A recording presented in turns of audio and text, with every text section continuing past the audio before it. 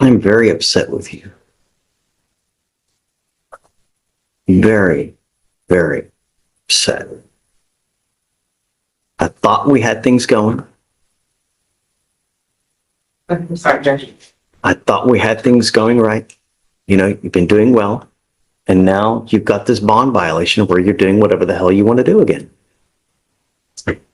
Don't work like that.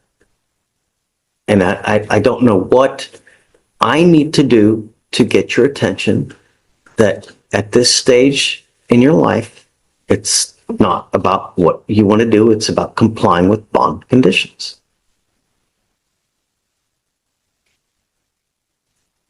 We have literally bent over backwards to try to help you with things, and you continue to shoot yourself in the foot. Your lawyer, Miss Hawkins, wants to plead you guilty now because you have a warrant. I'm done with this revolving door of you picking up a case and getting out. Picking up a case, getting out. You now, Mr. Waters, have 1, 2, 3, 4, 5, 6, 7, 8, 9, 10, 11, 12, 13. God, man. All right, folks, let's jump right into it. We open up in the middle of a tense courtroom scene. The judge is clearly angry, the defendant looks frustrated, and a serious bond violation has just wrecked whatever trust was left.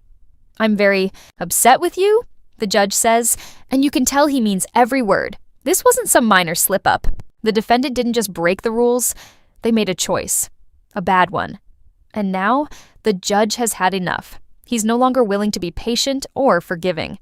Sympathy? Gone. Second chances? Over. That's Kev. I'm gonna fight for my life, man. That's Kev, man. I've been by my baby mama's side, man. Been taking care of everything I gotta take care of, man. That's Kev, man. Mr. Waters, look at me. That's Kev, man. Mr. Waters, you don't get rewarded for doing things that you should do anyways. You know what I gotta do? Meaning what you're doing is great and it keeps you out of jail. But do you want me to pat you on the back for doing what you should be doing anyways? I ain't asking. Man, I ain't asking. I'm just asking you, like, just give me a little more time. I've been doing these jobs. I've been going through the whole packet.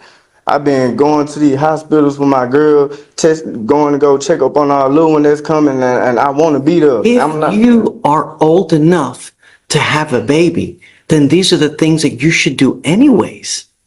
You don't get rewarded for being a good father. The reward is that you have a kid that grows up like a little flower that blossoms, right? Because there are so many people that have babies that treat their kids like shisa, and they end up like rotten-ass kids that, like a flower, are just crooked. And just, when you're a father, the duty of a father is to stand by the side of their kid. Let's be honest. This isn't about earning praise. The defendant tries to defend himself, saying he's been doing the right things, standing by his partner, preparing for fatherhood. But the judge isn't moved. You don't get credit for doing what you're supposed to do, the judge says. And he's right. Being a responsible parent, a supportive partner, a decent person, that's the basic standard, not something you get rewarded for. This hearing isn't about sympathy. It's a reality check. You either take responsibility or face the consequences. Stand by the side of the wife to make their lives as comfortable, as great, educational, and supportive as possible. That is the duty of a father, right? If you can't, then don't have kids. Then be a man to use a prophylactic or think, maybe I'm not in the best position right now to have a baby. You think before you act. This is the sign of being an adult, of being mature, and growing up, Mr. Waters. But me, with you now, I'm not going to just continue with this revolving door. You've been doing well because you've not picked up any cases, which is great, right? And I have not been doing nothing. I have not been kicking her. I have been at that store. So tell me about the curfew then. What's up with that? Okay, with the curfew, I can understand. Me and my girl, we got into it, and I ended up walking out, trying to go get some fresh air. Was not thinking. I can admit to that, and I'm sorry. The hormone going crazy with us, and we trying to, fight and get right with this. I But need to know about this. I'm trying to. I can't talk. Y'all be telling me I can't talk, and I be having. I've given you a lawyer to talk to. And I told her everything. So she can come and tell you and let you know. Keep stuff updated. Sir, I've been out the way. I ain't been on no lollygagging stuff. I'm really maturing. I'm ready to be a dad. Working. I'm ready for this. If you want the truth, here it is. The defendant's story starts to come out. Missed curfews, arguments at home, and stress running high. Then come the excuses. I just needed some air, he says. We were in the middle of a fight. But the courtroom isn't about excuses, it's about responsibility. He insists he's staying out of trouble, growing up, getting ready to be a father. But saying the right things doesn't mean much. Real growth shows in what you do, not what you say. And right now, his actions are telling a completely different story, one of poor judgment and immaturity. Well, I'm doing a little something on the side. I ain't doing no drug, no none of that. I'm, volunteering with my girl dad now. Why can't can you not get a 9-to-5 job? With my 9-to-5, I gotta have my ID and stuff, and I'm working with search my housing people. They got me my apartment. They finna give me my social security card and my ID card, and that's all I need, so I can go ahead and get on. Second, were we working on this? Yeah, so first he was with Search to just get housing. At first they didn't have housing, so he has an apartment and everything now. I'm not sure like the step by step how everything progresses, but he does still work with them. I've actually spoken with his officer, your case manager. He also had a social worker assigned with MAC. They were informed that he is working with Search, so they just kind of check in here and there, but they won't like also work with him because he's also working with Search, but they'll just make sure things are okay. So he is still working with Search and has a case manager with them. And has housing now. I wasn't aware of the ID issues or anything. Not being telling send the application. What we're going to do now is we're going to work on this in extremely. Now pay attention. The judge makes it crystal clear. No ID, no job, no more excuses. He gives the defendant 1 week to get proper identification.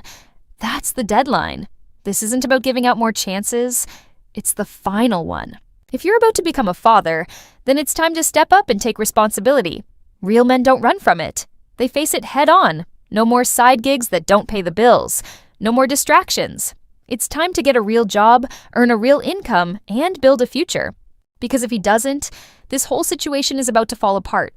Fast. Slow baby steps. I want you now to go get your ID. I want you to get your ID. And I'm going to give you a week for you to go get it. Do you understand? Yes, sir. Yes, sir. If you are not back here in a week with your ID, it's not going to go well. After we get your ID, then you and I are going to work together to get you a job. A 9-to-5 job where you're working every single day. Because if you are about to have a baby, that baby needs food, that baby needs clothes, and the only way you get that is by working. And I'm not talking about these side jobs here, no, an actual J-O-B. Do you understand? I'm going to reinstate your bond right now with the expectation that you're going to get your ID. If you don't, it's really not going to go well. Thank you, Judge. This is Mr. Levine. No, Mr. Franklin. All right, here's where it all blows up. Mr. Franklin steps into the courtroom, and just like that, everything changes. He's now facing aggravated assault with a deadly weapon. After all the progress, he walks in like a ticking time bomb. You can feel the disappointment in the room. The judge doesn't even try to hide it anymore. "I really thought you were turning things around," he says, but now that trust is gone. Whatever hope there was, it's vanished. And what's left is a serious charge that could land him behind bars for decades. I'm sorry, sir. After all that we've gone through. This is Gone through the trying, the this, the that, like, and now you've picked up an aggravated assault with a deadly weapon? Don't talk about the case, Mr. She's the Franklin. prosecutor. The only thing is, Yes. I cannot express my disappointment. I really thought that you and I were like reaching together. we were, and we really are. My family's working against me. They trying to take my SSI check and stuff. I haven't done anything. This is my 35th year. I haven't done nothing. So look, I don't even know what happened. I want to know. So he picked up an ag assault with that. What happened? Please, just don't say anything, please. I just want to know what happened or why they're saying what happened. Okay. On March 17th, 2025, at approximately 5:48 p.m., officers were dispatched with an aggravated assault call of a resident in Harris County, Texas. Upon arrival, the officers met with the complainant, who stated they are a resident in a group home. The complainant stated that the defendant is a person they have known for 3 weeks. The complainant stated the defendant arrived at the group home around 5:38 p.m. and knocked on the front door multiple times, cussing at another resident due to them not opening up the front door fast enough. The situation keeps getting worse. The defendant pleads for understanding. "My own family is against me," he says. "They're taking my check." His frustration sounds genuine, but it's overshadowed by the consequences of his actions. The report is read out loud. A fork mistaken for a knife, leading to a violent charge and a terrified victim. This isn't just a mix-up, it's a full-blown disaster. And in the middle of it all, lives are being torn apart. Tensions rise, emotions flare, and the legal system begins to close in with no room left to run. The complainant stated the defendant continued yelling, cursing, and talking down to the resident. So the complainant tried to talk the defendant down. The defendant stated to the complainant that he was going to fuck him up, then went to his bedroom. The defendant took a hold of a fork which the complainant believed was a knife and pointed it at the complainant. The complainant asked if he was going to get stabbed, and the defendant charged at the complainant. The complainant stated they feared for serious bodily injury or death. The complainant ran and locked themselves in their motor vehicle and called the police. While waiting for the police in the vehicle, the defendant was still threatening to kill the complainant and was kicking the vehicle.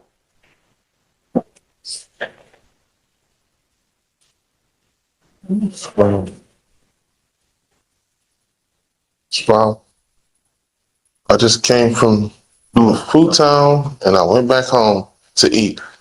I was at the door, I knocked. Stop. Just the problem is that there are some people in this life, Shaisa is always happening to them for some reason. Always. This, that, this. It's always happening. It's always happening. Don't matter where you go. I'm always stepping in, you know?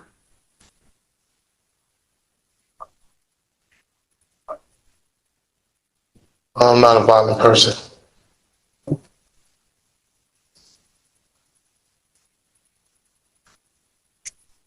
Your history says. No, I'm not a violent person. I'm an SSI patient. I've been dealing with this stuff all my life. Soon as they get my name The only thing to use my social. The only thing I'm going to say is that, you know. Here's the bottom line.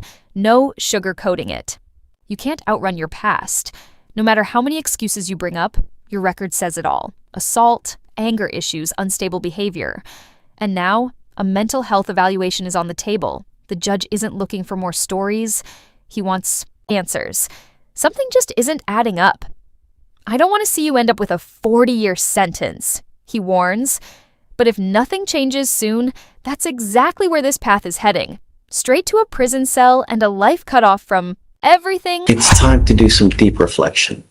You know, it really is time Because the thing is that I don't want you to end up with a 40-year sentence, man, because of the no self-control.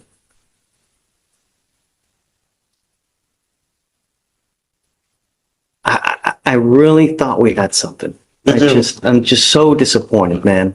I don't know. I'm the one that's been did wrong. Just, I don't care no more. So look,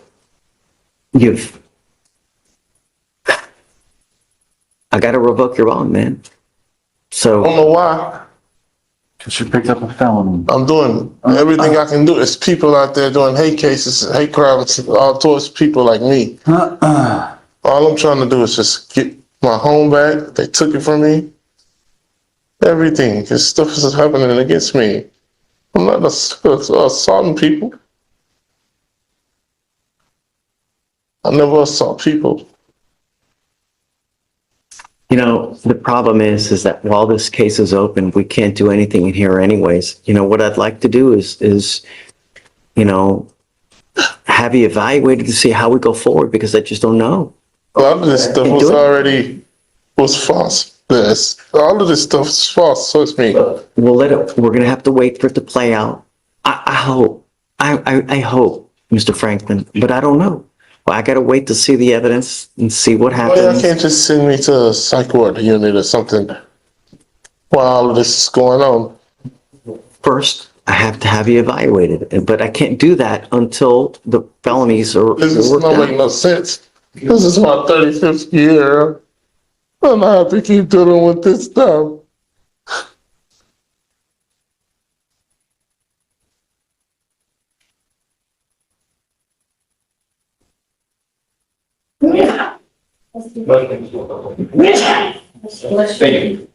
Okay, I guess I'm gonna revoke it. I'll set it at 5,001. All right, Mr. Franklin, I just don't want you to have any weapons, and just don't pick up any new cases, man. Final words, final straw. Mr. Franklin keeps trying to explain himself, but it's too late. His bond is revoked, reset at $50,001. The judge has heard enough. The gavel's about to fall, and this courtroom is done listening. There's no more room for excuses or second chances. What could have been a shot at turning things around is now a tough lesson written in stone. Because in this system, you either step up or you fall. And when you fall, no one's there to catch you.